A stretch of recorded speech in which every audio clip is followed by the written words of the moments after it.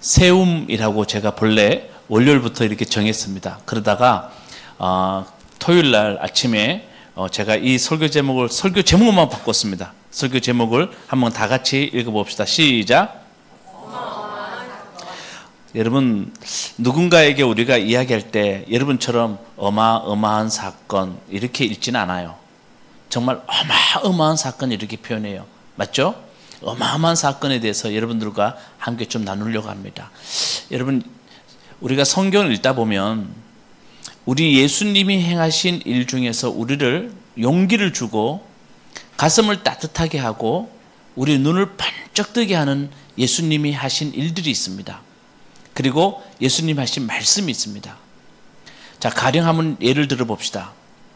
12해 동안의 혈루증을 앓은 여인이 있습니다. 여러분, 혈루증은 여자들이 하혈하는 겁니다. 여러분, 12해 동안 하혈을 하니 얼마나 힘들고 지겹겠습니까? 그런데 이 여인이 예수님이 온다는 말을 듣고 소문을 듣고 그 여인이 이렇게 생각합니다. 내가 그의 옷자락만 잡아도 이 병이 나을 텐데. 혼자 생각합니다. 그리고 예수님이 지나갑니다.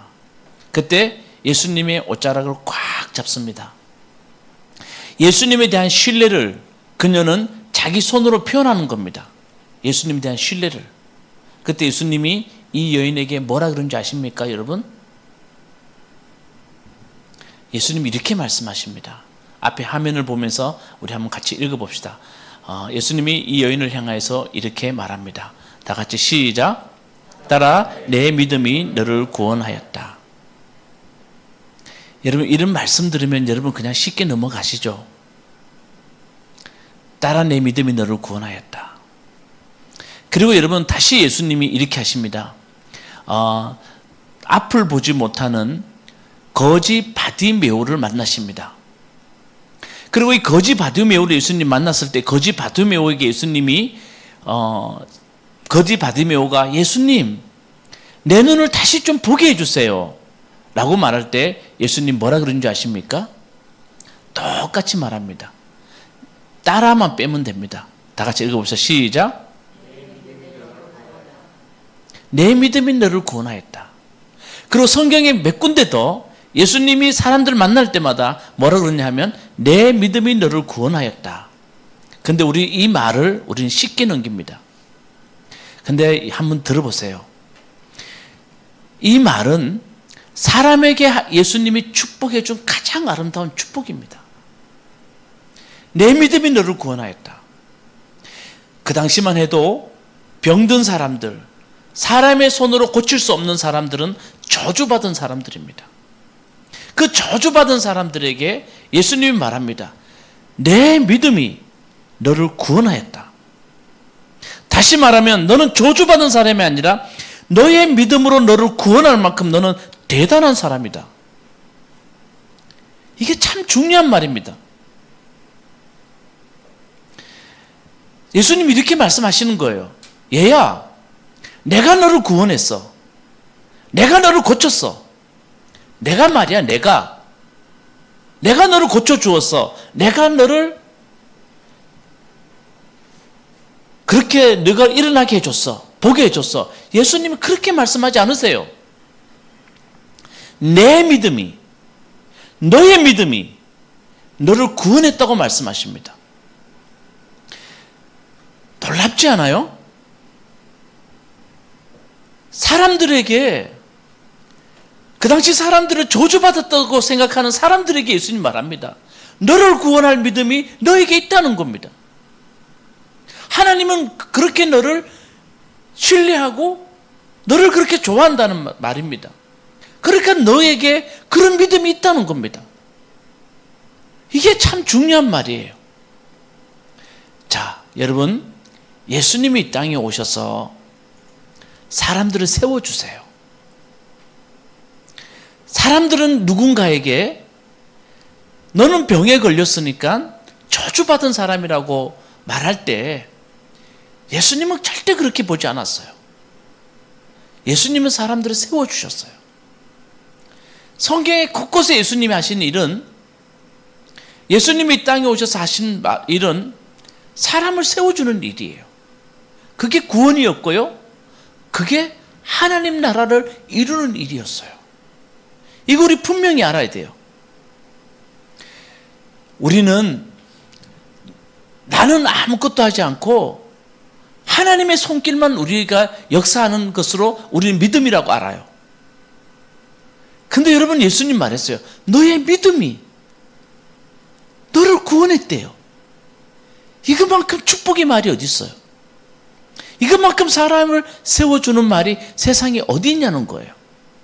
저는 이런 말을 볼 때마다, 이런 말을 만날 때마다 우리 예수님이 너무 좋아요.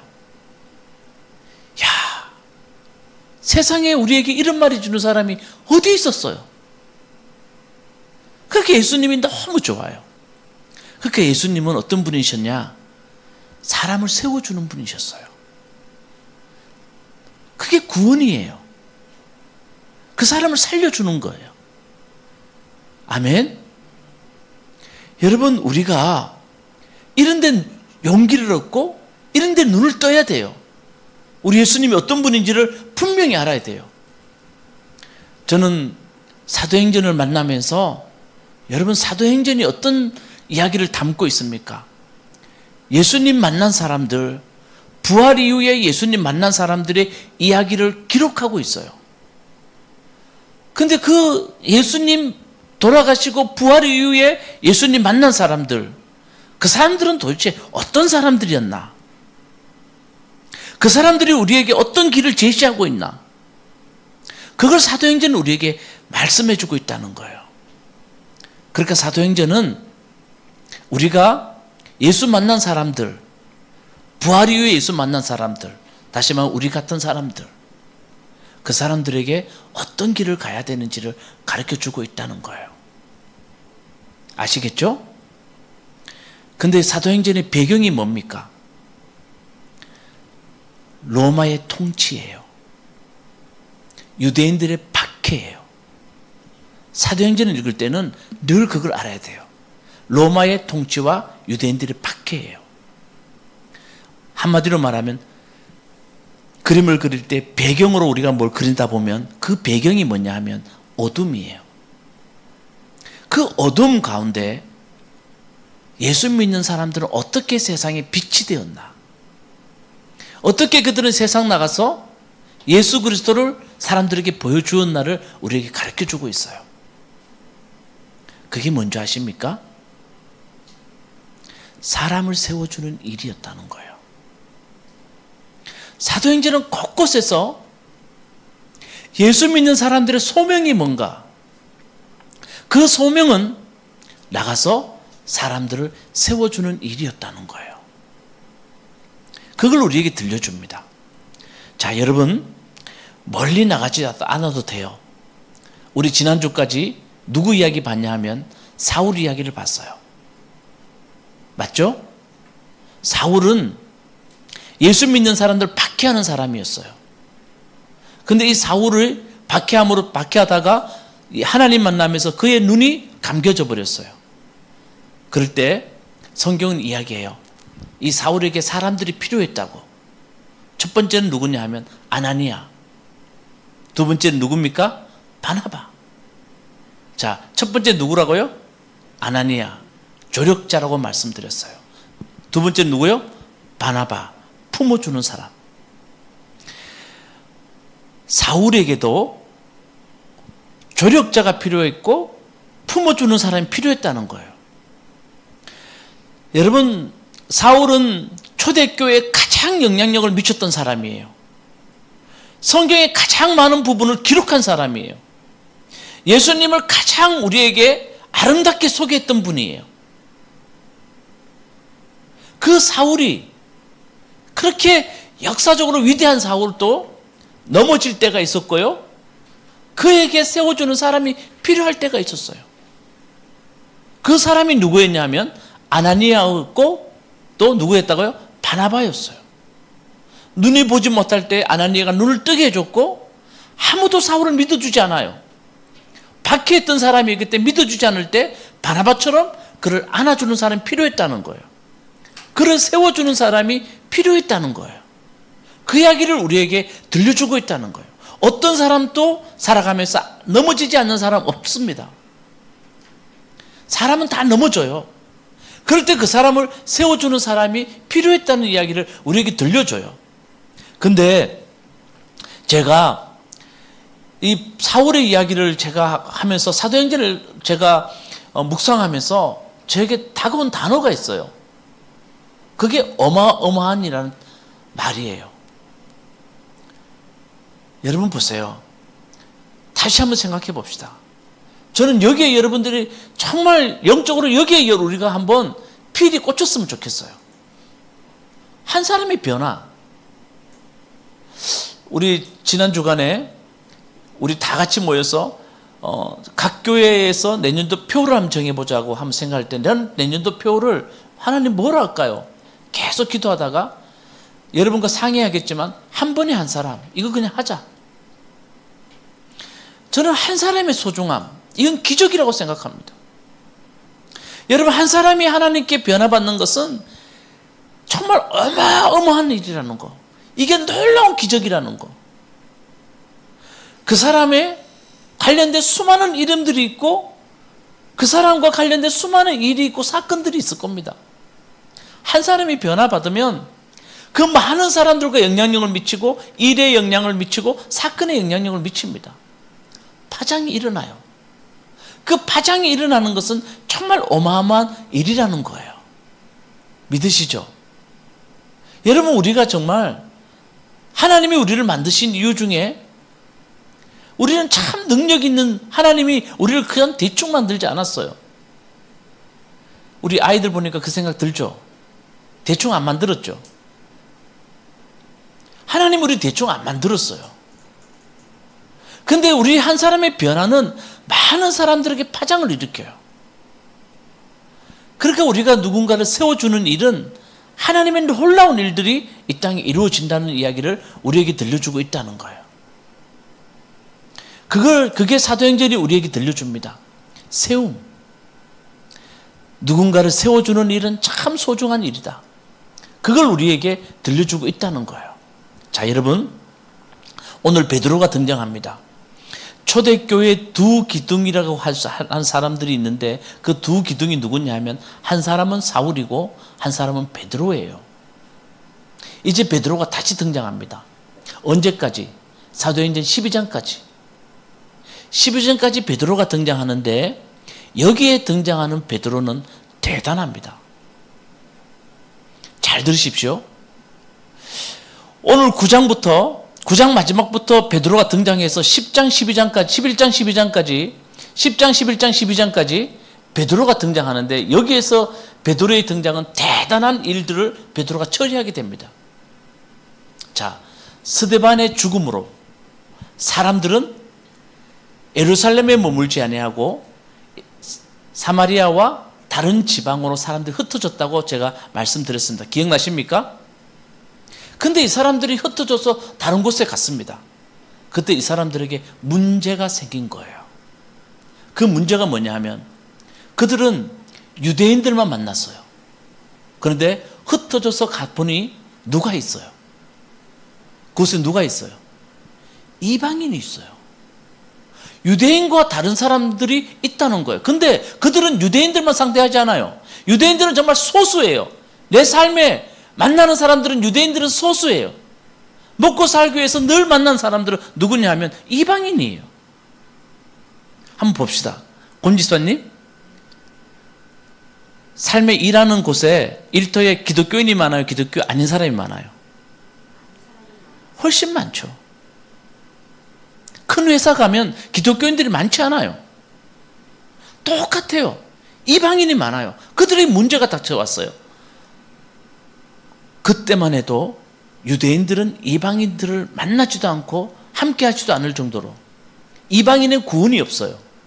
근데 이방인을 만나다 보니까 그들에게 질문이 생기기 시작해요. 그 질문이 뭡니까? 아시겠죠? 이방인에게도 구원이 있느냐의 문제예요. 이거는 초대교회에 심각한 문제로 다가왔어요. 이방인들의 구원이 있느냐? 그게 10장부터 11장, 12장까지 나와요. 이 문제의 해결자로 하나님이 누굴 사용하신지 아십니까? 누구요? 베드로. 베드로를 통해서 하나님이 이 문제를 해결하십니다. 해결한다는 말은 하나님의 음성을 들려주십니다. 고넬료를 만나면서 베드로는 아주 중요한 하나님의 음성을 듣게 되고 베드로는 이렇게 말합니다. 마지막 결론이 뭐냐면 하나님은 사람을 외모로 취하지 아니하십니다. 하나님은 나 같은 사람이 이렇게 얼굴에 외모가 하는 게 아니고 하나님은 이방인, 유대인, 종, 자유인, 하나님은 사람을 외모로 취하지 않으십니다. 여러분들이 그 당시에 유대인이라고 생각한다면 이것은 너무나 위대한 선포입니다. 역사적 선포입니다. 이 역사적 선포 앞에 베드로가 서게 된 거예요. 그리고 베드로의 이 선포로 인하여서 복음이 이제는 정말로 그 높은 예루살렘과 유대인의 벽을 넘어서 지금 땅끝까지 우리에게 복음이 오게 되는 거예요. 베드로의 이 선포, 하나님 한번 따라 볼까요? 하나님은 사람을 외모로 취하지 않습니다. 이 한마디가 놀라운 일을 일으킨 거예요. 아시겠죠? 그런데 이 베드로의 놀라운 선포 앞에 9장의 마지막에 무슨 이야기가 나오냐면 베드로가 등장하는데 어떤 이야기가 나오냐 하면 베드로가 중풍병자 살리는 일과 중풍병자를 일으키는 일과 죽은 다비다를 일으키는 일을 기록하고 있다는 거예요. 10장부터 그 놀라운 일을 베드로가 선포하는 그 역사적 사건 앞에 바로 9장의 마지막에 무슨 얘기 나오냐 하면 중풍병자를 일으키는 일과 죽은 다비다를 일으키는 일을 기록하고 있다는 거예요. 자, 여러분, 자 보세요. 오늘 집사님 읽은 것은 다비다 이야기인데 그 앞에 룻다라는 곳에 에니아라는 여자가 있어요. 이 여자는 8년 동안에 중풍병이 걸려서 일어나지 못하는 여자예요. 자, 한번 보세요. 중풍병자의 특징이 뭡니까? 예? 못 쓰죠. 그래서 그는 뭐를 못합니까? 움직이지 못하니까 그때 좀 더 나가봅시다. 뭐를 또 못해요? 일어나지를 못하잖아요. 중풍병자는요, 일어나지를 못해요. 그래서 애니야를 만났을 때 베드로가 뭐라 그럽니까?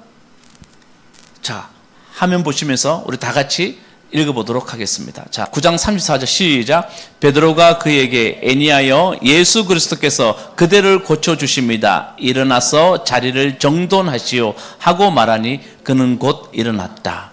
자, 일어나서 일어났다라는 말이 있죠.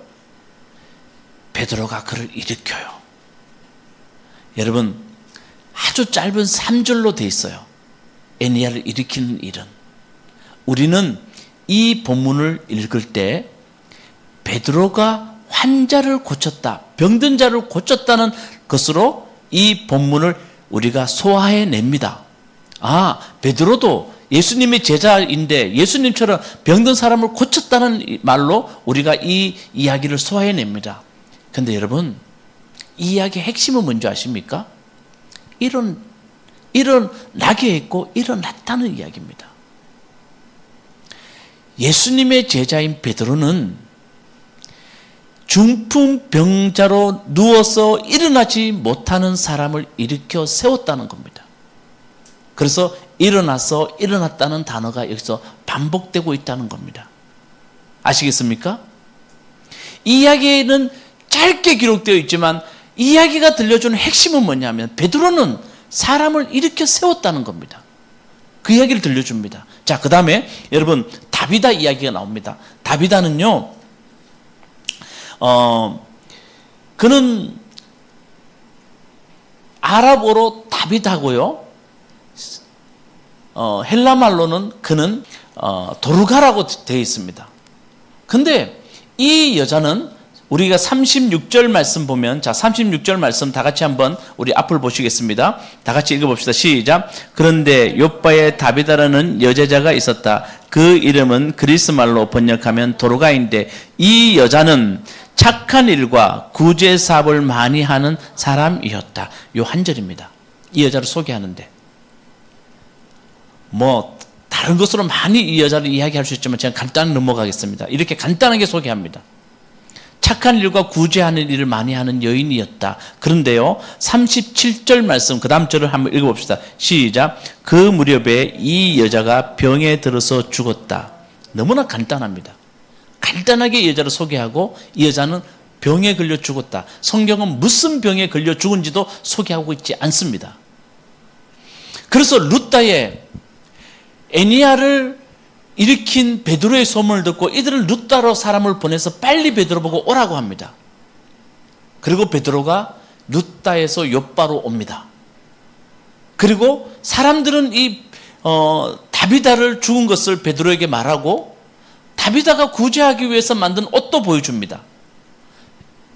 이 사람이 이런 것을 해서 많은 사람을 구제하였습니다라고 베드로에게 말합니다. 무슨 의미일까요? 이 사람 착한 일 많이 했으니까 베드로님, 이 사람 좀 살려주세요. 그런 의미겠죠.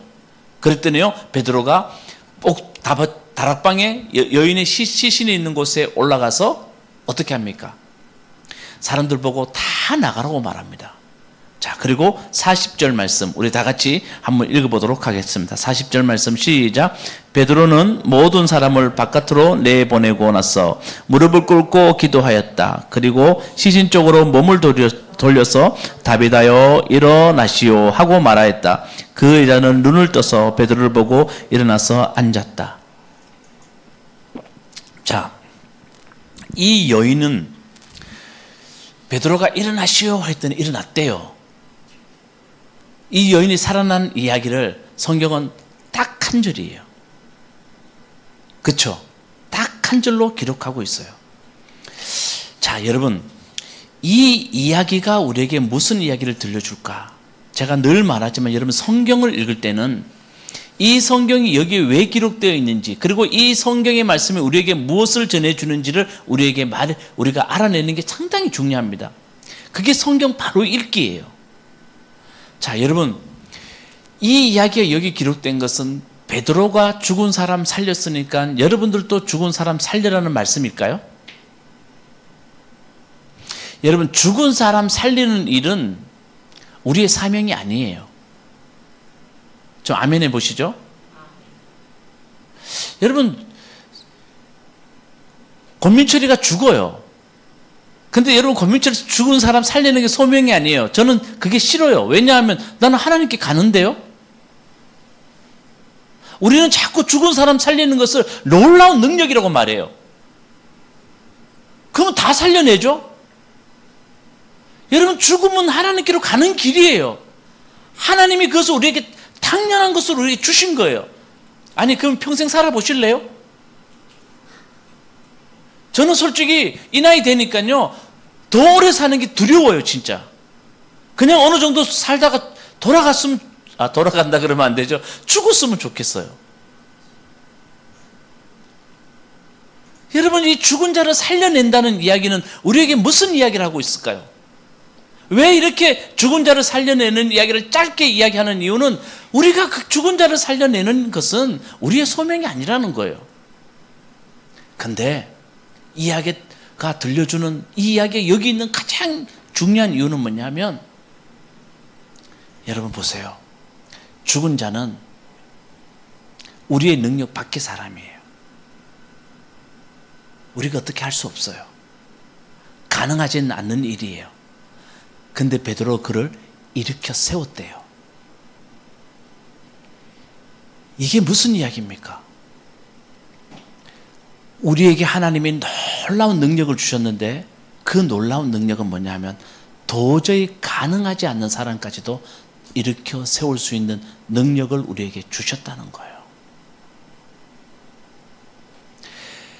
베드로를 통해서 우리에게 하나님이 들려주는 것은 죽은 자를 살리는 이야기를 소화해내는 게 아니고, 인간이 도저히 인간의 손으로 할 수 없는 사람, 불가능한 사람, 우리는 저 사람은 도저히 안 됩니다 하는 사람까지 우리는 살려낼 수, 일으켜 세울 수 있는 능력을 하나님은 우리에게 주셨다는 이야기를 성경은 우리에게 들려주고 있다는 거예요. 이게 참 중요합니다. 우리가 이 말씀 꼭 새겨들어야 됩니다. 자, 그래서 보십시오. 베드로의 이름 베드로, 도저히 우리 인간의 능력으로 살려낼 수 없는 사람들까지 살려내는 베드로에게 하나님은 베드로야, 너는 그렇게 할 수 있어. 사람의 손을 떠나 있는 사람들을 너는 세울 수 있는 하나님이 그런 능력을 내가 너에게 줬어. 그래서 어디까지 갑니까? 이방인을 세우는 일에 내가 너를 쓰겠어. 그래서 베드로는 유대인으로서 도저히 선포할 수 없는 이방인에게도 구원이 있습니다라는 그 놀라운 이야기를 합니다. 이방인을 세워주는 일에 하나님이 그를 사용하고 있다는 겁니다. 이해되십니까? 저는 이 말씀을 묵상하면서 여러분, 우리가 한 사람을 세워주는 일은 정말 어마어마한 일이다. 어마어마한 사건이 벌어집니다. 결국은 우리 하나님이 우리에게 주신 소중한 소명은 사람을 일으켜 세우는 일입니다. 하나님은 우리에게 말씀하십니다. 너희가 너희 손으로 도저히 할 수 없는 일이라 할지라도, 불가능한 사람이라고 할지라도 너희는 충분히 베드로가 도르가를 살리듯이 너희는 그 사람을 일으켜 세울 수 있다고 우리에게 말씀하고 있습니다. 이걸 믿으라는 겁니다. 이 말씀을 우리가 보면서 이 말씀 앞에서 우리가 너도 나도 그렇게 하나님 주신 소명이 있다는 것을 알고 어느 곳에 가든지 사람을 좀 일으켜 세울 수 있는 사람이 되라는 겁니다. 여러분, 자 보십시오. 왜 교회의 사람들이 실망합니까? 예수 믿는 사람들 보고 왜 실망합니까? 참지 못하고 사람들이 사람을 세우는 것이 아니고 사람을 오히려 더 넘어뜨리는 일에 교회가 앞서고 있더라는 겁니다. 교회 다니는 사람들 보면 교회 다니는 사람들이 사람을 일으키는 사람들이 아니라 도저히 가능하지 않는 사람들도 그들 옆에 가서 그들을 일으켜 세우는 사람들이 아니라 오히려 정상적인 사람들도 넘어뜨리는 사람이 되더라는 겁니다. 그러니까 사람들이 상처받고 교회 다니는 사람들에 대해서 사람들이 좋은 소리 하지 않는 겁니다. 예수님이 말합니다. 딸아, 내 믿음이 너를 구원하였다. 여러분, 이 말이 얼마나 사람에게 축복이고 사람을 세우는 말입니까? 너는 너를 구원할 수 있을 만큼 놀라운 하나님에 대한 믿음이 있어. 충분히 일어날 수 있어. 내가 너를 고쳤다 말하지 아니하고 너의 믿음이 너를 고쳤다고 말할 정도로 예수님은 사람을 믿으셨고 사람에게 그런 능력이 있다고 말씀하십니다. 저는 이 말이 참 좋습니다.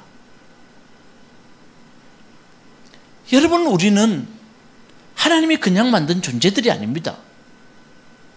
저는 그래서 우리는 비록 죄인이지만 우리에게 자꾸 죄인이라고 무너뜨리면서 우리를 할 수 없는 사람으로 만들어 놓는, 이것은 정말 비성경적으로 생각합니다. 하나님은 우리를 그렇게 만들지 않으셨어요. 여러분, 우리는 누구의 작품입니까? 하나님의 작품들입니다. 에베소에서 바울은 분명히 말했습니다. 여러분은 하나님의 작품입니다. 포에마, 놀라운 작품이에요. 하나님의 손과 발이라고 말씀해 주셨어요. 그 우리가 얼마나 소중한 사람들입니까? 그렇게 여러분, 우리 소중한 사람들이, 우리는 정말 하나님 앞에 능력 가진 사람들이 사람을 좀 일으켜주는 여러분이 꼭 되시기 바라겠습니다. 42절 말씀 우리 읽고 이제 말씀을 마무리하겠습니다. 42절 말씀 다 같이 시작. 자, 많은 사람들 어떻게 됐다고요? 여러분, 우리가 주님 믿게 하는 방법 다른 게 아니에요. 기적 일으켜서 하나님 믿게 하는 게 아니에요. 그러면 여러분 다 기적 일으키죠. 왜 우리가 기적 못 일으킵니까? 근데 주님이 말하는 기적은 뭐냐면 내 옆에 있는 사람들을 일으켜 세우는 거예요. 내가 사람을 일으켜 세우는 거예요. 도저히 불가능한 사람, 저 사람은 도저히 안 됩니다 라고 하는 사람들을 이렇게 세우는 거예요. 적용해 봅시다, 말씀을. 여러분, 한번 이 시간에 가슴에 손으로 한번 다 얹고 한번 생각해 보세요. 저도 말씀 준비할 그런 생각이 들었어요. 여러분, 여러분의 가까이에 분명히 다비다가 있습니다. 다비다 없는 사람 아무도 없어요. 한 발자국만 넘어가면요, 정말 친척들 중에서도, 식구들 중에서도 도저히 가능하지 않고, 정말 이렇게 몇 번을 말하고 몇 번을 내가 해도 안 되는 사람들이 있어요. 여러분, 누구에게나 다비다가 다 있습니다. 아멘이시죠? 진짜 있어요. 다비다 없는 사람, 제가 목회를 하면서 제가 지금까지 50 몇 살까지 살면서 한 명도 못 봤어요. 다 다비다가 있어요. 넘어진 사람, 더 이상 일으킬 수 없는 사람. 근데 하나님은 여러분들을 말해요. 따라합시다. 내가 베드로가 되라. 아멘. 내가 베드로가 되라. 주님 우리에게 진짜 그렇게 말씀하세요. 내가 베드로가 되어서 그 사람 옆에 좀 가라. 그래서 좀 일으켜 세울 수 있는 사람이 좀 되라. 우리에게 말씀하세요. 우리 주님이 여러분에게, 야, 너 베드로가 되어서 저기 장례식장 가서 죽은 사람 살려내란 말 우리에게 말씀하지 않으세요. 정말 내 주변에 넘어져 있는 사람들을, 길을 찾지 못하는 사람, 희망을 잃어버린 사람들을 내가 좀 가서 이렇게 세워줬으면 좋겠다. 그럴 때 너를 통하여서 내가 어마어마한 일을 할 것이라고 우리 하나님 말씀하시는 것 같아요. 저도 부족해요. 저도 연약해요. 그렇지만 하나님은 우리 연약하다고만 말하지 말게 우리에게 말씀하시는 것 같아요. 언제까지 너는 할 수 없다고 말할 것이며 언제까지 너는 연약하다고만 말할 것이냐. 좀 제발 그러지 말고, 베드로도 한때는 하나님의 아들이라고 말했지만 나를 배신한 사람이었다. 그렇지만 하나님 그런 사람도 내가 쓰지 않냐. 우리는 자꾸 연약하단 말 쓰지 말고 너도 너 옆에 있는 사람에게 찾아가서 일으켜주는 사람이 꼭 좀 되었으면 좋겠다고 말씀하시는 것 같습니다. 여러분, 우리 그런 사람 됩시다. 우리 자리에서 일어납시다.